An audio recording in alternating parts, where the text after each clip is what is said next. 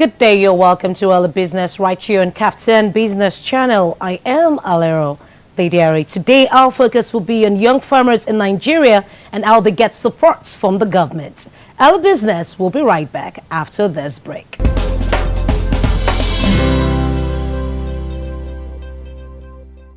Welcome back. The Nigerian Incentive-Based Risk-Sharing System for Agricultural Lending says it will establish a $300 million agribusiness loan project for young farmers across the country.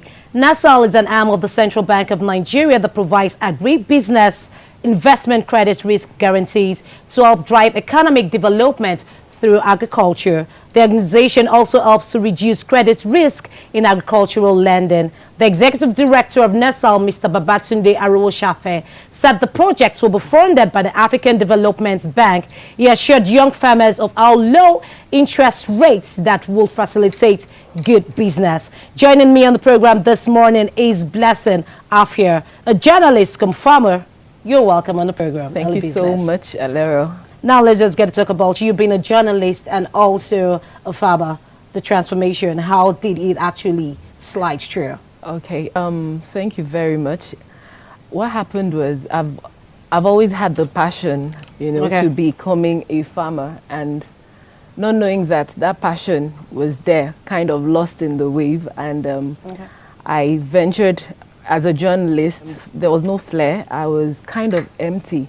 Even if the job was there and people applauded you, there was nothing within me. There was still nothing. So after being with one or two media houses, I had to just take that brave stand, to venture into the agricultural business. Basically, I'm into palm oil. All right. I guess we're still going to come into that now. All right, now, can you give us an insight into farming as a young farmer and moreover, being a female? Farming in Nigeria, I would say, looking back in the days from where our parents, came up from, it's actually an interesting occupation. And without the farming itself, I mean, we wouldn't be eating or we wouldn't survive. And we see that even in the rural areas, we have parents, men, women, young children, they go in there to farm.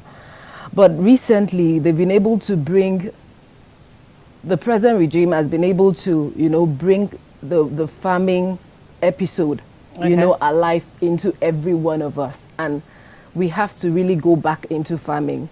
Because that has been the backbone of whatever we're doing today. Farming back then, talking about the groundnut pyramid, was actually what made us, to stand out in Africa.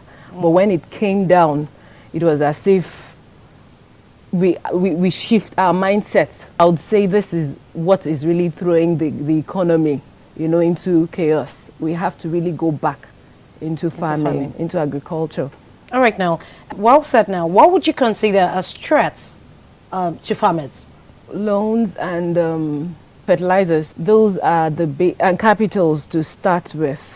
Presently, because of the climate change, there has been reduction. In fact, there has been reduction in food supplies, especially in the market, where we find out that a particular commodity or food sold for maybe like 500 naira, like 3 years ago, presently is being sold for 1,005. And why is it like that? Because the price of food items fluctuates and it's unstable, because back there, the soil is actually not accommodating the fruit and everything again. So the climate change has really affected. So that's more or less like one of the major threats. Yes, I would say that's the major threat. And then talking about education, people are really not, the rural areas, they really need to be educated on what the current components and other things that will be used, for farming, and how every soil could move from one level to another, to bringing for the crops. All right, now, why do you think a lot of youth would want to go into farming? Recently, something happened. Let me just take us back to the rural environment where I come from. Because of scarcity of food items and everything, youths especially, that usually before now they will go to the farm joyfully, you know, to farm and everything. They are becoming a pain in the neck of every villager. They go into their houses, break into their barns, and they steal. Why is it like that? Because there is insecurity. Okay. Youths are not being empowered as they should. What they knew yesterday is not what they are knowing now. What they know now is all about crisis, violence. And in fact, I want to say that a dear person close to me recently actually had to leave home because of the threat of the youth. So coming back to the urban region, you know, maybe because of the drive, I heard recently that NYSC, they are forcing them into farms to do their program there to serve. I think it's a plus for this government, and because one, laziness, and maybe the fear of being part and parcel of the agricultural scheme. Okay. You know, pride would be one of those things that would not want the youth to be part of it. But the truth about it is, if every youth will single-handedly get into agriculture, Nigeria will be, in fact, a transforming stage, not only for the world, but in fact for the global village. All right, now let's analyze the role in which the government needs to play here in terms of agriculture, boosting agriculture in Nigeria. Yeah. The government has really they've played their roles in agriculture at different phases. When you talk about during the military era, you know, during the military era, they had better life for rural dwellers. And if we should go through all the history, we would know that from one stage to the other, they helped in boosting agriculture. But now, what actually is that setback? The setback, I would say, is there is no focus. Instead of us focusing, if a particular government could work from where the previous, other governments stopped. Okay. I mean, it would, instead of starting something new, you know, it would be, in fact, what we're in now, the recession aspect would not be surfacing now. So government has really tried presently, you know, trying to get in loans. We could get to BOI, Bank of Industry. They help, you know, youths in getting loans to start up their business in agriculture, especially. And then if the youth themselves, from where I started from, Faith Foundation, can be involved in that. I mean, in that institution, they will help them to getting enough where they really need to be. All right, then. Let's just go take the Vox Pop right now, and Early Business. We'll be right back.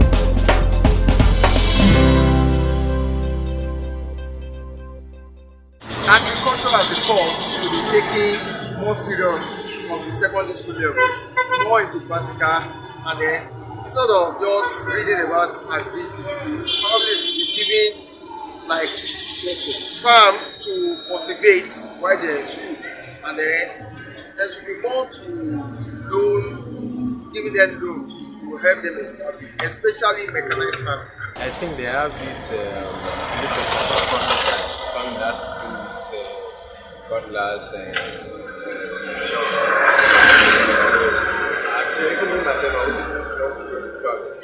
but I think they should encourage the youths by not with some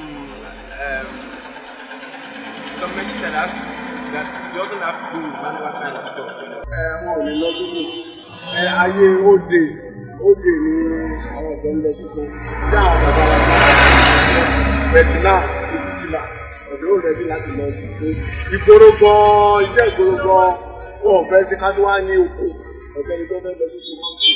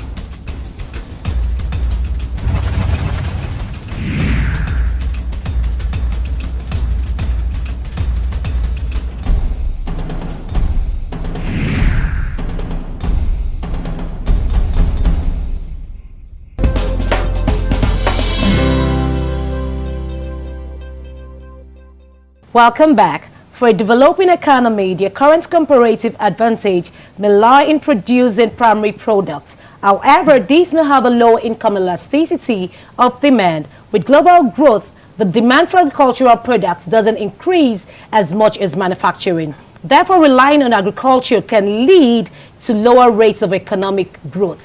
Still with me in the studio is Blessing Afia.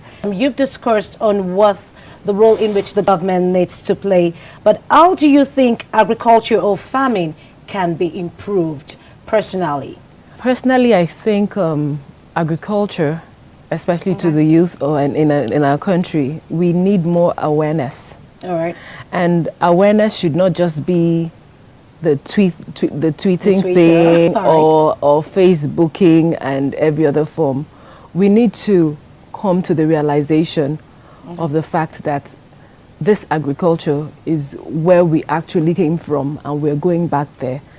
Let's get more knowledge, Google enough information online, check related agricultural bodies that could also help to improve, like IATA. IATA is one organization that has actually improved agriculture within Nigeria. Okay. So if we could go through all these stages, get educated through all this, I believe there will be more improvement. Now, well said. Now, let's talk about you producing palm oil. This is more or less for curiosity's sake. How can one actually distinguish between a good and a bad palm oil? If you are a good cook, in quotes, if you go to the market, when you get to the market, there is how they usually mix the palm oil. No, right. And then if they mix it, the good palm oil could be on the surface and then the bad one will be underneath. But if you can try and test it, okay, you know, the testing is always good. You just try and test it, then you get you get the feel from there. Exactly. Okay. Is it possible that we have a fixed price for palm oil? Is it possible? That's another question that in fact I had to ask my mom. The fact is that it's not possible because palm oil, they have the dry season and the rainy season. When it rains, that's when the palm oil is expensive, and then when it's dry season, you know, find out that it's cheaper. So it actually depends if we have enough barns to store, and even most of us storing now, we're storing to against next year and also to increase the price, you know, for profit. That's where you see, if you remember what happened last year, palm oil had to sell from a particular price. The next week you go, it skips up. The next time you go, it skips up. In fact, the price was just something else. Exactly. So it will actually take the government, take farmers coming together, you know, to liaise and see how they could come to an agreement, you know, towards the price fluctuation. Because during the rainy season, the people climbing, the palm fruit climbers, they don't have the, you know, it's kind of risky for them, but some would always go. So that's basically the reason. Did I get to enjoy their lives? Well, it's training. It's training. You know, if you're used to something, you know, and it's part of your life, nothing will happen. All right, then. Exactly. Thanks for coming on the program, Blessing. Thank you very much, Alera. It's a pleasure. All right, Food and Spice, Showbiz, Brain Teaser comes up next.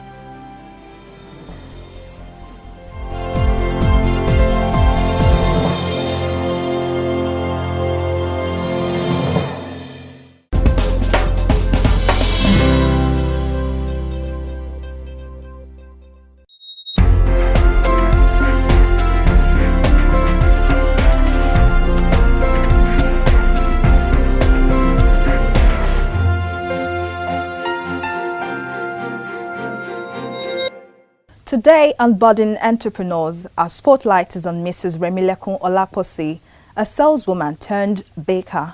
She's the owner of a catering and pastry outfit in Lagos, a company she created to pursue her passion. Mrs. Remilekun tells it all on how it all started. Actually, I was working with a company before, prior to establishing this business, but I wasn't fulfilled and I felt I needed something more for my life. At the end of the day, because prior to this time, I had passion for cakes, for baking and cooking. Whenever I cook, people like my cooking at home, and whenever I bake, people like, even though it wasn't perfect, but I was just, trying to mix things together, look for recipes and do things, and people will tell me, can we order for cake? My first challenge came when a friend introduced someone to me that the person wanted a birthday cake, and I just went through these Wilton books and started mixing things together. At the end of the day, I just told myself, why can't I go and learn more? And then I was still working, but it was in the evening, it was a part-time training. I went and learned from Uyinks and a professional caterer. At the end of the day, I had to stop work and say I want to follow my passion. So I started from my kitchen and I started baking things. The first day I would bake snacks out. I just did 1 kg of snacks. I put it outside in the shop because I have a small shop, and I put it outside there, and within 30 minutes everything was finished. So I went back in and did more, and it got finished. The next day I now increased what I would normally bake. So I increased it and bake, and everything finished. And I started with just 30,000 naira, buying things in the shop and even ingredients. By the time my husband saw the potential for this thing, he now gave me some money that go ahead and get a bag instead of buying in bits. So from there I started. We've been catering for big companies, for banking establishments, and we've been baking, even wedding cakes for different occasions. To her, the journey hasn't been all rosy. Our budding entrepreneur reveals our challenges, highest and lowest points so far. Actually, the situation of the economy affected us as a baker, even as a caterer, because things went up, it tripled, some even 4 times. And it got to a stage I was challenged. I said, how will I be able to cope? Sometimes when I get to the market, my heart will start beating. That's because whatever I take along might not even be enough to buy what I intend buying. I might not even buy half. My heart will just start beating. But it got to a stage one day, I just stood there in the shop where I wanted to buy it just came to my mind that it's whatever you buy. I believe it was the Holy Spirit that was talking to me, that whatever you buy is what you will sell. You don't need to put yourself into stress. So I now started, started costing things very well. That's okay. So even got to a stage that I even wanted to give up, that maybe I won't do snacks again. Maybe I will just be doing catering work alone. But because of my customers, they kept on disturbing me. Even if it's small, just bring it. That's at least they've tried other places and it's affecting them. So I still had to come back, and we had to reduce some things. We didn't reduce the quality. We just reduced some sizes and increased some prices, because I always want to maintain my quality at all times. My highest point has been when I did a job that, that job I did, I had like 100% profit. And from there I was able to buy a lot of equipment from that business that I did that time. And the customer was practically thanking me, and I was just looking at myself that I've even benefited more from you than you benefiting from me. She kept on thanking me, appreciating what we've done. I've just thanking God that because I was able to buy lots of things without stress. My lowest point has been when I had a very dissatisfied customer that we tried all means to please her. She was actually pleased with the food, with the presentation and everything. But something happened along the line. A drainage got spoiled, and my staff, they misbehaved that day. And the lady was so angry with us. That day I felt so bad, because I don't like my customers having bad impression about me or leaving, even if they're not patronizing me again. I don't want them to leave without any bad impression about me or about my business. Mrs. Remilekun further explains our future projections, business model and profitability of the business. My dream for my business is to have, an outfit whereby is a one-stop shop for like maybe a warehouse, whereby there will be catering departments, there will be baking departments, there will be the bakery, and there will be cocktails and small chops department. That, when you just come in, maybe for your weddings, for your engagement or anything, that everything, we're able to cater for everything. Like a big warehouse whereby you will be able to, whenever you walk into it, it's like it's an industry whereby you walk into it, you're able to meet all your catering needs. I look up to like Ikeolubi Obaku. She has chains of businesses, and though she's not majorly into catering, but she's into cakes, decor and real estate.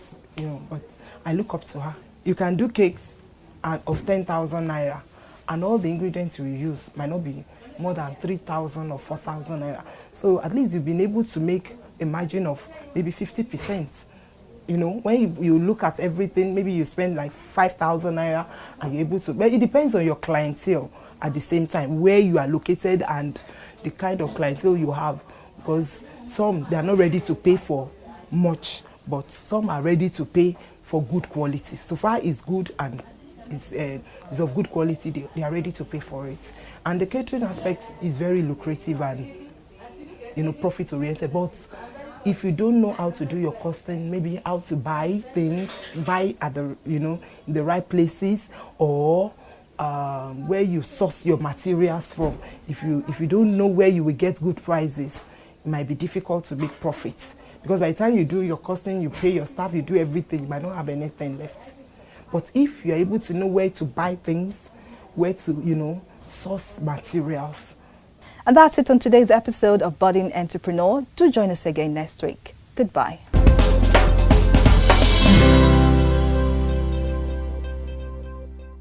Welcome to another episode of Market Price Check. Today, we will take an update of the current price of selected food items, as prices of goods seems to be fluctuating in the open market. A foodstuff trader, Clara Agbo, explains the price of garri and beans, as well as possible reasons for the obvious hike in price. See garri for now. Bag of garri is 14,300 naira. We sell a pint of garri at the rate of 1,200 naira. The white one 1,000. Jebu on 1,100 naira. So the price of things is really affecting us for now. For now, like last week, we buy bag of beans at the rate of 20,000, but today they say it's 21,000 naira per bag, and it's 14 pence in each bag.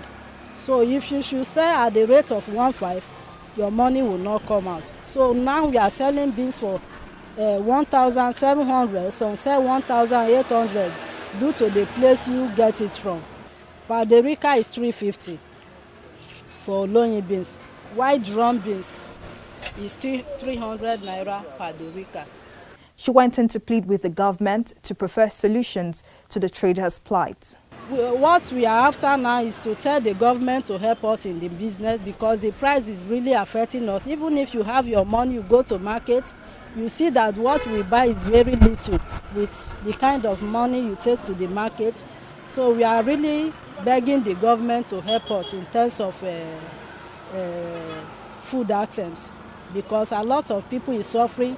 Even if you come to market with 20,000, you only go home with a small bag.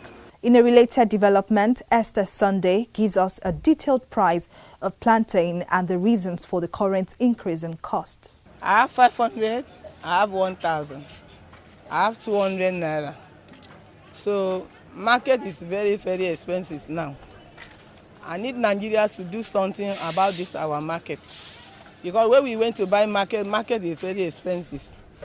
I want our government should do something because people are suffering too much. I want Nigeria to help women and help children. Anolapo, an onion seller, explains the reason for the wide margin in prices between last month and this month. Look at price, other naira, meter 250. Only 200, meter 500. Only 600, 500, 400, last price. It's a wrap on today's episode of Market Price Check. Do stay tuned for more updates next week. Bye for now.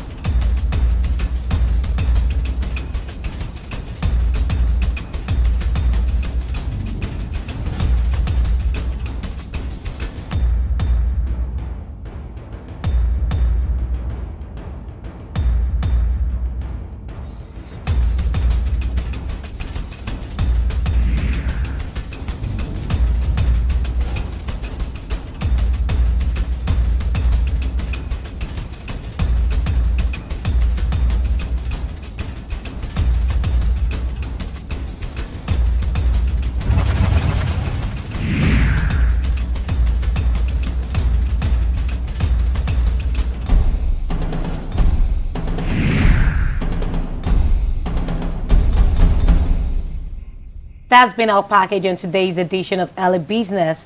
Thanks for watching. I am Alero Lady Ari.